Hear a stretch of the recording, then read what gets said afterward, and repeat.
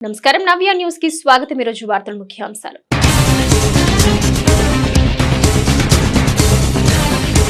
Road ప్రమాదాల నియంత్రణకు వాహనదారులు విధిగా రవాణా భద్రతా నియమాలు పాటించాలి। చీరాల కోర్టు భవనం నుంచి 1K వాక్ కార్యక్రమంలో పాల్గొన్న senior civil judge M Sudha.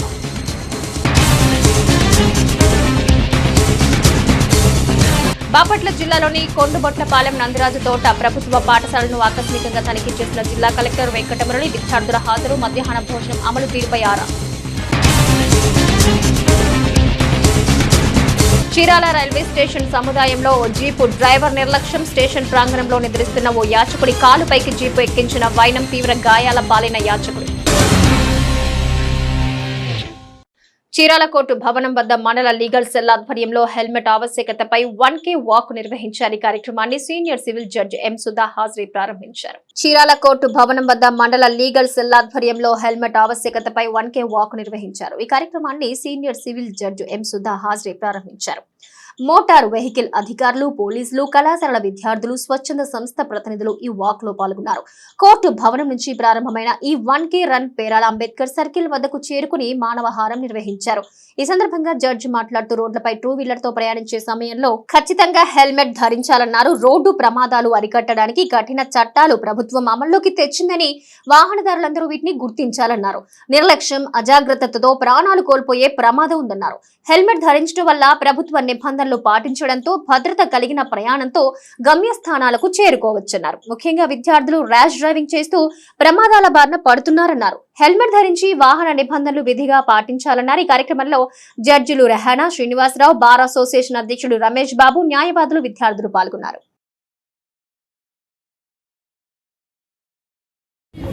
Accident చేసుకొని జీవితాంతం డిజేబుల్ అంటే ఎట్లా, మళ్ళీ కర్ర ఏదో పట్టుకొని, లేదంటే మనల్ని ఎవరో నడిపించాలి, ఎవరో తినిపించాలి, ఇవన్నీ అవసరమా? లేదు, దేవుడు అవయవాలన్నీ మంచిగా కరెక్ట్గా ఇచ్చాడు కాబట్టి ప్రొటెక్ట్ చేసుకోవాలి। నిర్లక్ష్యం అనేది పనికిరాదు। కష్టపడి నేషనల్ లీగల్ సర్వీసెస్ అథారిటీ అని మన సుప్రీంకోర్టు వారి ఆదేశాల ప్రకారం మరి నేషనల్ లెవెల్లో ఇలా అవేర్నెస్ ప్రోగ్రామ్ పెట్టి అందరికీ హెల్మెట్ యొక్క ఇంపార్టెన్స్ ఏంటి, ఇది ధరించకపోవడం వల్ల ఎంతోమంది ప్రాణాలు రోడ్డు సేఫ్టీ మెథడ్స్ అనేవి ఫాలో అవ్వకపోవడం వల్ల చాలా యాక్సిడెంట్స్ జరుగుతున్నాయి। కాబట్టి మీరు అందరూ చాలా సేఫ్గా, మీరు కూడా అందరికీ, మీకు తెలిసిన వారందరికీ ఎవరైనా రోడ్డు మీద హెల్మెట్ లేకపోతే పెట్టుకోండి, ఇలా కేసులు పెడతారంటే యాక్సిడెంట్స్ అయితే చాలా శిక్షలు అనేవి కఠినంగా ఉన్నాయి, ఫైన్ కూడా వేస్తారు। ఒకవేళ ఇన్ కేసు పొరపాటుగా మనుషులు కాబట్టి ఏదైనా జరిగితే అప్పుడు మనం చెప్పినట్టు పోలీస్ స్టేషన్కి ఇన్ఫార్మ్ చేయాలి, డాక్టర్స్కి లిఫ్ట్ చేయాలి హాస్పిటల్కి। సో మీరందరూ వచ్చి పార్టిసిపేట్ చేసినందుకు మీ అందరికీ, మిమ్మల్ని పంపించిన ప్రిన్సిపల్ గారు అందరికీ థ్యాంక్ యూ వెరీ మచ్। ఆదేశాల మేరకు హైకోర్టు డైరెక్షన్ తోటి Chirala mandal legal services authority వారి ఆధ్వర్యంలో 1K వాక్ అనేది ఏర్పాటు చేయడం జరిగింది। దీని యొక్క ముఖ్య ఉద్దేశం ప్రతి ఒక్కరు కూడా హెల్మెట్, 2 వీలర్స్ మీద వెళ్ళే వాళ్ళప్పుడు కూడా హెల్మెట్ ధరిస్తే వాళ్ళ ప్రాణాలని జాగ్రత్తగా కాపాడుకోవచ్చని, వాళ్ళ కుటుంబ సభ్యుల్ని కాపాడుకోవచ్చు అనే ఉద్దేశంతో హెల్మెట్ అవగాహన సదస్సు అనే దాని మీద ఈరోజు 1K1 ర్యాలీ అనేది మేము నిర్వహిస్తున్నాము। ప్రతి ఒక్కరు కూడా బాధ్యతగా, ఇప్పుడు పోలీసు వారే కాదు, లాయర్లే కాదు, ఎడ్యుకేషన్ పీపులే కాదు, ప్రతి ఒక్క పౌరుడు కూడా 2 వీలర్ నడిపేటువంటి ప్రతి పౌరుడు కూడా హెల్మెట్ ధరించి బయటికి వెళ్తే సురక్షితంగా, కుటుంబం కూడా ఆలోచించకుండా మా ఇంట్లో వాళ్ళు ఇంటికి వస్తారనే ఉద్దేశంతో వాళ్ళు ఉంటారు కాబట్టి ప్రతి ఒక్కళ్ళు హెల్మెట్ ధరించాలి। అట్లాగే డ్రంక్ చేస్తూ వాహనం నడపకూడదు, ట్రిపుల్ రైడింగ్ అనేది చేయకుండా ట్రాఫిక్ రూల్స్ పాటిస్తూ అందరూ కూడా సురక్షితంగా ఉండాలని చెప్పేసి। బాపట్ల జిల్లాలోని కొండబొట్లపాలెం, నందిరాజు తోట గ్రామాల్లోని ప్రభుత్వ పాఠశాలలను జిల్లా కలెక్టర్ వెంకటమురళి ఆకస్మిక తనిఖీలు చేశారు। తనిఖీల్లో భాగంగా విద్యార్థుల హాజరు, మధ్యాహ్న భోజనం అమలు తీరును ఆయన క్షుణ్ణంగా పరిశీలించారు। విద్యార్థులకు పెట్టే భోజనంలో నాణ్యత లోపిస్తే సహించేది లేదని బాపట్ల జిల్లా కలెక్టర్ వెంకటమురళి అన్నారు। జిల్లాలోని కొండబొట్లపాలెం, నందిరాజు తోట గ్రామాల్లో ప్రభుత్వ పాఠశాలలను జిల్లా కలెక్టర్ వెంకటమురళి ఆకస్మిక తనిఖీలు చేశారు। తనిఖీల్లో భాగంగా విద్యార్థుల హాజరు, మధ్యాహ్న భోజనం అమలు తీరును ఆయన క్షుణ్ణంగా పరిశీలించారు। ఈ క్రమంలోనే కలెక్టర్ వెంకటమురళి మధ్యాహ్న భోజనాన్ని విద్యార్థులతో పాటు తిన్నారు। ప్రభుత్వం అమలు చేసే మెనూ ప్రకారం విద్యార్థులకు నాణ్యమైన భోజనాన్ని అందించాలని సూచించారు। ఈ క్రమంలో విద్యార్థుల్లో నాణ్యమైన విద్యా బోధన అందించాలన్నారు।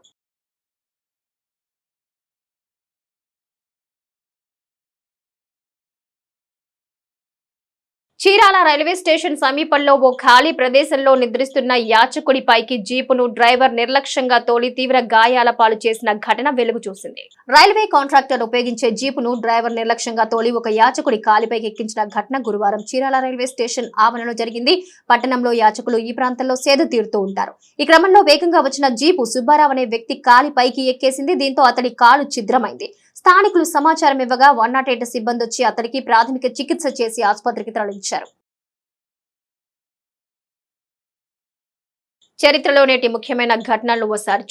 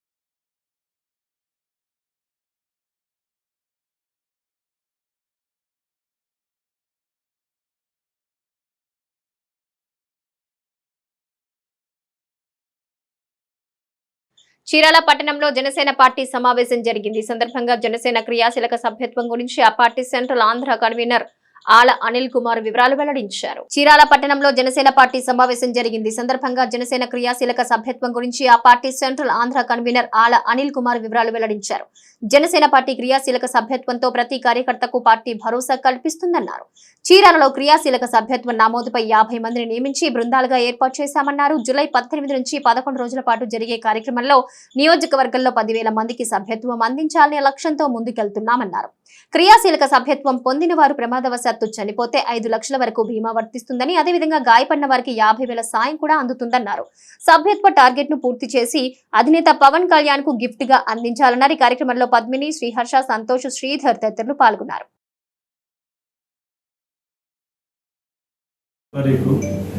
జూలై 18 నుంచి 28వ తారీఖు వరకు జనసేన పార్టీ క్రియాశీలక సభ్యత్వ నమోదు కార్యక్రమం స్టార్ట్ చేయమని మన అధినేత పవన్ కళ్యాణ్ గారు చెప్పడంతో ముందుకు ప్రయత్నంగా మేము ఒక కాన్స్టిట్యున్సీ నుంచి 50 మందిని సెలెక్ట్ చేయమన్నారు. ఆ సెలెక్ట్ చేసాము. దాన్ని పార్టీ నుంచి ఇప్పుడు అప్రూవల్ వచ్చిన తర్వాత సాయంత్రం మీటింగ్ పెట్టుకున్నాము. అందరికీ ఎలా చేయాలి ఏంటి సభ్యత్వ నమోదు అనేది. దాని గురించి అయిన తర్వాత రేపు ఉదయం 9:30, 10కి గడియార స్తంభం దగ్గర అందరం కలిసి ఈ కార్యక్రమాన్ని మొదలుపెట్టాలనుకుంటాము. కనుక ప్రజలందరూ నేను జయప్రదం చేస్తానని కోరుకుంటూ చీరాల పట్టణం గడియార స్తంభం సెంటర్లో దళిత మహాసభ నూతన కార్యాలయ ప్రారంభ కార్యక్రమం జరిగింది. కార్యాలయానికి డాక్టర్ జోషి చేతుల మీదుగా ప్రారంభించారు. చీరాల పట్టణం గడియార స్తంభం సెంటర్లో దళిత మహాసభ నూతన కార్యాలయ ప్రారంభ కార్యక్రమం జరిగింది. కార్యాలయానికి డాక్టర్ జోషి చేతుల మీదుగా ప్రారంభించారు. అనంతరం దళిత మహాసభ రాష్ట్ర ప్రతినిధి జూలియన్ మాట్లాడుతూ కారంచేడు ఉద్యమంతో పుట్టిన దళిత మహాసభ నేడు అనేక సంఘాలకు దిక్సూచిగా మారిందన్నారు. ముఖ్యంగా కారంచేడు ఘటనలో దళితులకు జరిగిన అన్యాయాన్ని నిరంతరం ప్రశ్నించి బాధితులకు అండగా నిలిచిందన్నారు. అప్పటి నుంచి అనేక ఉద్యమాల్లో దళితుల పక్షాన పోరాడుతూ ఉందని గుర్తు చేశారు. రాజకీయాలకు అతీతంగా అన్యాయాలు ఎదిరించి నిరంతరం ప్రజా గొంతుకై దళిత మహాసభ పనిచేస్తుందని స్పష్టం చేశారు. చీరాలలో ఏర్పాటు చేసిన కార్యాలయం ద్వారా ప్రజల సమస్యలపై పోరాడతామని స్పష్టం చేశారు. ఈ కార్యక్రమంలో చుండూరు వాసు, శ్రీకృష్ణ, బాబురావు తదితరులు పాల్గొన్నారు. ప్రధాన ఉద్దేశం ఏంటంటే దళిత మహాసభ ఏర్పడి ఇప్పటికి 39 సంవత్సరాలు అయింది. దళితుల ఆత్మగౌరవ పోరాటంగా దళితుల మరణాన్ని ఆ రోజు కారంచేడు జూలై 17వ తారీఖు జరిగిన మరణ హోమంలో ఆశువులు బాసినటువంటి మిత్రులకు వాళ్ళ యొక్క వాళ్ళకి ముందుగా వాళ్ళకి ఒక నివాళులు అర్పిస్తూ వాళ్ళ రక్తం నుంచి పుట్టినటువంటి ఆత్మగౌరవ పోరాటాన్ని దళిత మహాసభ రాష్ట్ర అధ్యక్షుడు కత్తి పద్మరావు గారి నాయకత్వంలో అప్పట్లో భారతదేశంలోనే ఈ దళిత మహాసభ యొక్క ఉనికిని భారతదేశానికి మొత్తానికి చాటినటువంటి మహా వ్యక్తి కత్తి పద్మరావు. అలాంటి కత్తి పద్మరావు గారి నాయకత్వంలో ఈ దేశానికి ఒక రాష్ట్రపతిని కలవడానికి కూడా మరి ఇంటర్వ్యూ చక్రదయాళ శర్మ అనే ఒక రాష్ట్రపతి ఇంటర్వ్యూ ఇవ్వకపోతే మరి అప్పట్లో మరి దళితుడే రాష్ట్రపతి కావాలని మరి కత్తిపద్మరావు గారి వాయిస్ తోటి రామదాస్ పాస్వాన్ ఎంపీగా ఉండి 105 మంది ఎంపీలు రాష్ట్రపతి కలవడానికి వెళ్తే వాళ్ళ ఇంటర్వ్యూలా అప్పుడు దళితుడే మరి ఎంపీగా రాష్ట్రపతిగా ఉండాలని ఒక డిమాండ్ పెడితే ఆ రోజు నుంచి ఇప్పటి వరకు కూడా ఒక దళితుడే రాష్ట్రపతిగా మరి సాధించుకున్నటువంటి చరిత్ర దళిత మహాసభకు ఉంది. మిత్రులారా, దళిత మహాసభ ఇది మరి సంఘాలు పెట్టుకొని మరి జనాలని మరి వాళ్ళకి మనం మోసం చేయకుండా మా దగ్గరకు వచ్చేటటువంటి జనాలు అందరి దగ్గరికి తిరిగి ఎక్కడ న్యాయం దొరక్క సంఘాల దగ్గరికి వస్తారు. మరి సంఘం అని పెట్టుకుని ఒక ఉద్యోగస్తుని మాకు పని ఎందుకు చేయాలని అడుగుతున్నామే, అదే పద్ధతిలో ఒక సంఘం పెట్టుకున్నామని మాకు ఎందుకు పని చేయాలనేటువంటి రైట్ ఉంది. కాబట్టి ఈ దళిత మహాసభ ఖచ్చితంగా బాధితుల పక్కన పోరాటం చేస్తుంది. బాధితుల న్యాయం జరిగే వరకు కూడా ఇది పూర్తి స్థాయి పనిచేస్తుందని చెప్పని తెలియజేస్తున్నాను. Andhra Pradesh engineering agriculture pharmacy common entrance test 2024 నందు కన్వీనర్ కోటాలో Vetapalem saint Ann's college of engineering and technology కళాశాల 100% సీట్లు భర్తీ అయినట్టు కళాశాల సెక్రటరీ వనమ రామకృష్ణారావు కరెస్పాండెంట్ శ్రీమంతుల లక్ష్మణరావు ప్రకటన ద్వారా తెలియజేశారు. Andhra Pradesh engineering agriculture pharmacy common entrance test convener కోటాలో Vetapalem saint Ann's college of engineering and technology కళాశాల 100% సీట్లు భర్తీ అయినట్టు కళాశాల సెక్రటరీ వనమ రామకృష్ణారావు కరెస్పాండెంట్ శ్రీమంతుల లక్ష్మణరావు ఓ ప్రకటన ద్వారా తెలియజేశారు. కళాశాలలో బీటెక్ లో 9 కోర్సులు, ఎంటెక్ లో 5 కోర్సులు, ఎంబీఏ, ఎంసీఏ కోర్సులతో పాటు పాలిటెక్నిక్ కోర్సులు అత్యంత బోధన అనుభవం కలిగిన అధ్యాపకులచే విద్యార్థులు బోధన చేయడం జరుగుతుందని, క్రమంలో కళాశాలలో ఇండస్ట్రీ ఇన్స్టిట్యూట్ పార్ట్నర్షిప్ సెల్ ద్వారా పరిశ్రమలకు విద్యార్థులకు గల అగాధాన్ని తగ్గించి విద్యార్థుల్ని పరిశ్రమలకు అవసరాలకు తగ్గట్టుగా తీర్చిదిద్దామన్నారు. విద్యార్థులకు బీటెక్ డిగ్రీతో పాటు మైనర్ డిగ్రీ, హానర్ డిగ్రీ అవకాశాలు కల్పిస్తున్నారన్నారు. దీనివల్ల విద్యార్థులకు ఆధునిక పరిశ్రమలకు అవసరమైన అడ్వాన్స్ కోర్సులైన robotics, artificial intelligence, data science, machine learning, internal of things, electrical vehicles, 3D paintings తదితర వాటిలో నైపుణ్యం సాధించడానికి అవకాశం కలుగుతుందన్నారు. Andhra Pradesh engineering agriculture pharmacy common entrance test 2024 convener ప్రకటించిన ర్యాంకుల వారి సీట్ల కేటాయింపులో 100% సీట్లు భర్తీ అయినట్టు కళాశాల ప్రధానోపాధ్యాయులు డాక్టర్ కె జగదీష్ బాబు తెలియజేశారు. ఇది కళాశాల గర్వకారణమన్నారు. బాపట్ల జిల్లాలోని ఇంజనీరింగ్ కళాశాలలో Saint Ann's college of Engineering Technology 100% సీట్లు భర్తీ అయిన కళాశాల ఒకటన్నారు. కళాశాల విద్యార్థులకు నాణ్యమైన విద్య అందించడానికి ఇది ఎంతగానో దోహదపడుతుందన్నారు. కళాశాల యాజమాన్యంపై నమ్మకం ఉంచి తమ పిల్లల్ని కళాశాలలో చేర్పించినందుకు విద్యార్థుల తల్లిదండ్రులకు కృతజ్ఞతలు తెలిపారు. కన్వీనర్ కోటాలో 100% అయిన సందర్భంగా కళాశాలలో విద్యార్థులు ఆనందోత్సాహాల మధ్య భారీ కేక్ కోసి టపాసులు పేల్చారు. ఈ సందర్భంగా విద్యార్థులు కళాశాల యాజమాన్యానికి అభినందనలు తెలియజేశారు. Scholarships were given to 22-23 batch students. And if you take the statistics in the last 4 years, the total amount of the total number of students who have got the scholarship are around 200, and the total amount of scholarship that they are getting is around 3.86 crore. Movement and very happy movement. I would like to congratulate each and every family member of our SASET, because it is a historical moment and the history has repeated. I am sure in the coming years also we are going to repeat the history, maybe in a better way, and achieving more and more laurels for the college. నేటి తిరుమల తిరుపతి సమాచారం ఒకసారి పరిశీలిద్దాం. వెంకన్న ఆదాయం అంతకంతకు పెరుగుతోంది. ఈ మధ్య కాలంలో గణనీయంగా పెరిగిన భక్తుల రద్దీతో పాటు హుండీ ఆదాయం కూడా రికార్డులు బద్దలు కొడుతోంది. భక్తుల సంఖ్యకు తగ్గట్టుగా అదే స్థాయిలో పెరుగుతోంది. ఆపద మొక్కులు తీర్చే స్వామికి కానుకలు సమర్పించే భక్త కోటి తిరుమలేశుడి ఆస్తుల విలువ అమాంతంగా పెంచుతోంది. వెలకట్టలేని బంగారు ఆభరణాలు వెంకన్న సొంతం కాగా ఈ ఏడాది మొదటి 6 నెలల హుండీ ఆదాయం 670.21 కోట్లుగా శ్రీవారి ఖాతాకు జమైంది. ఈ ఏడాది జనవరిలో 116.46 కోట్లు, ఫిబ్రవరిలో 111 కోట్లు, మార్చి నెలలో 118 కోట్లు, ఏప్రిల్ నెలలో 101 కోట్లు, మే నెలలో 108 కోట్లు, జూన్ నెలలో 113 కోట్లు హుండీ కానుకలుగా శ్రీవారికి వచ్చాయి. నేటి వాతావరణ సమాచారం ఒకసారి పరిశీలిద్దాం. మధ్య బంగాళాఖాతం దాన్ని ఆనుకుని ఉన్న ఉత్తర బంగాళాఖాత ప్రాంతాల్లో ఈ రోజు అల్పపీడన ప్రాంతం ఏర్పడి దీని అనుబంధ ఉపరితలం ఆవర్తనం మధ్య ట్రోపో ఆవరణ వరకు విస్తరించి ఎత్తుకు వెళ్లే కొలది నైరుతి వైపు వంగి ఉంటుంది. ఇది మరింత గుర్తించబడిన అల్పపీడనంగా బలపడి రాబోయే 2 రోజుల్లో వాయువ్య దిశగా ఒడిషా తీరం వైపు కదులుతుంది. బుధవారం నాటి రుతుపవన ద్రోణి సగటు సముద్ర మట్టం వద్ద ఇప్పుడు జైసల్మేర్ కోట గుండా వెళ్తోంది. గుణ మండల పెండ్ర రోడ్డు గోపాల్పూర్ ఆగ్నేయ దిశగా మధ్య బంగాళాఖాతం దాన్ని ఆనుకుని ఉత్తర బంగాళాఖాత ప్రాంతంలో అల్పపీడన ప్రాంతం వరకు సగటు సముద్ర మట్టానికి 1.5 కిలోమీటర్ల ఎత్తు వరకు విస్తరించింది. బుధవారం నాటి షీర్ జోన్ గాలుల కోత సుమారుగా 20 డిగ్రీల సగటున సముద్ర మట్టానికి 3.1 మరియు 5.8 కిలోమీటర్ల మధ్య ఎత్తుతో దక్షిణం వైపు వంగి ఉంటుంది. వార్తల్లో నేటి అంతర్జాతీయ జాతీయ రాష్ట్ర ముఖ్యమైన అంశాలను పరిశీలిద్దాం. బంగ్లాదేశ్ లో ప్రభుత్వ ఉద్యోగాల్లో రిజర్వేషన్ల విధానాన్ని సవరించాలని డిమాండ్ చేస్తూ విద్యార్థులు నిరసనకు దిగారు. ఈ నిరసనలతో బంగ్లాదేశ్ లో పరిస్థితి ఉద్రిక్తంగా మారింది. గత మంగళవారం ఆందోళనకారులు పోలీసులకు మధ్య జరిగిన ఘర్షణలో 6 ప్రాణాలు కోల్పోగా మరో 100 మంది గాయపడ్డారు. ఈ క్రమంలో అక్కడి పరిస్థితుల నేపథ్యంలో భారత హైకమిషన్ బంగ్లాదేశ్ లో ఉంటున్న భారతీయ పౌరులు విద్యార్థులకు అడ్వైజరీ జారీ చేసింది. ఆందోళనకర పరిస్థితుల నేపథ్యంలో అనవసర ప్రయాణాలకు దూరంగా ఉండాలని, వీలైనంత వరకు బయటకు వెళ్లకపోవడమే మంచిదని సూచించింది. ఈ సందర్భంగా చిట్టగాంగ్, సిలేహెట్, కుల్నాలో పౌరులు విద్యార్థుల కోసం అత్యవసర నంబర్లు జారీ చేశారు. కాశ్మీర్లోని దోడాలో ఉగ్రవాదానికి వ్యతిరేకంగా భద్రతా బలగాలు ప్రచారాన్ని ముమ్మరం చేశాయి. మరోవైపు దోడాలో ఉగ్రవాదాన్ని అరికట్టేందుకు సైనికులు చేపట్టిన గాలింపు చర్యలు గత 4 రోజులుగా కొనసాగుతూనే ఉన్నాయి.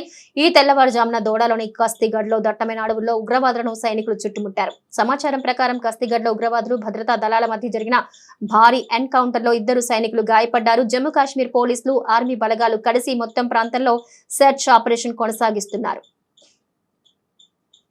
ఆంధ్రప్రదేశ్ ముఖ్యమంత్రి చంద్రబాబు ఢిల్లీ పర్యటన ముగిసింది. మంగళవారం కేంద్ర హోంమంత్రి అమిత్ షాతో సమావేశమై విభజన సమస్యలు, ఏపీ ఆర్థిక పరిస్థితిపై చంద్రబాబు చర్చించారు. ఈ రోజు తొలి ఏకాదశి కావడంతో ఢిల్లీలోని తన ఇంట్లో పూజలు నిర్వహించారు.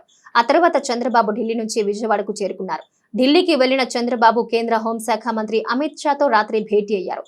పోలవరం ప్రాజెక్టుకు కేంద్రం సహకారం సహా ప్రాజెక్టు నిర్మాణానికి ఏపీ ప్రభుత్వం ఖర్చు పెట్టిన బకాయిలు విడుదల చేయాలని సీఎం చంద్రబాబు అమిత్ షాను కోరారు. అలాగే విభజన చట్టంలోని పెండింగ్ అంశాలపైన చంద్రబాబు అమిత్ షా భేటీలో చర్చించారు.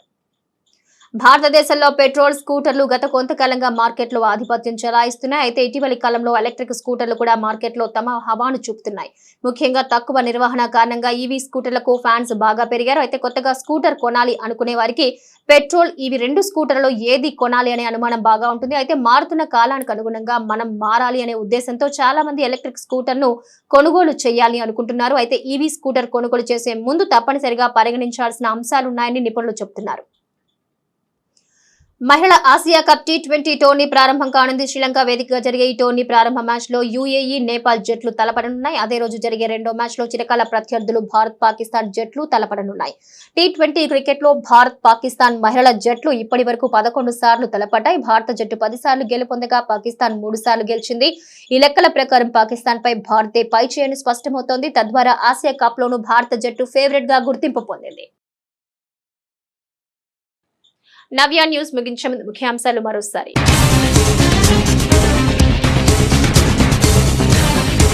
రోడ్డు ప్రమాదాల నియంత్రణకు వాహనదారులు విధిగా రవాణా భద్రతా నియమాలు పాటించాలి.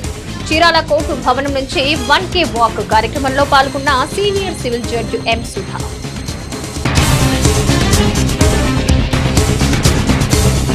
బాపట్ల జిల్లాలోని కొండుబొట్లపాలెం నందిరాజు తోట ప్రభుత్వ పాఠశాలను ఆకస్మికంగా తనిఖీ చేసిన జిల్లా కలెక్టర్ వెంకటమురళి. విద్యార్థుల హాజరు, మధ్యాహ్న భోజనం అమలు తీరుపై ఆరా. చీరాల రైల్వే స్టేషన్ సముదాయంలో ఓ జీపు డ్రైవర్ నిర్లక్ష్యం. స్టేషన్ ప్రాంగణంలో నిద్రిస్తున్న ఓ యాచకుడి కాలుపైకి జీపు ఎక్కించిన వైనం, తీవ్ర గాయాల పాలైన యాచకుడు. నవ్య న్యూస్ ఇంతటితో సమాప్తం. నమస్కారం.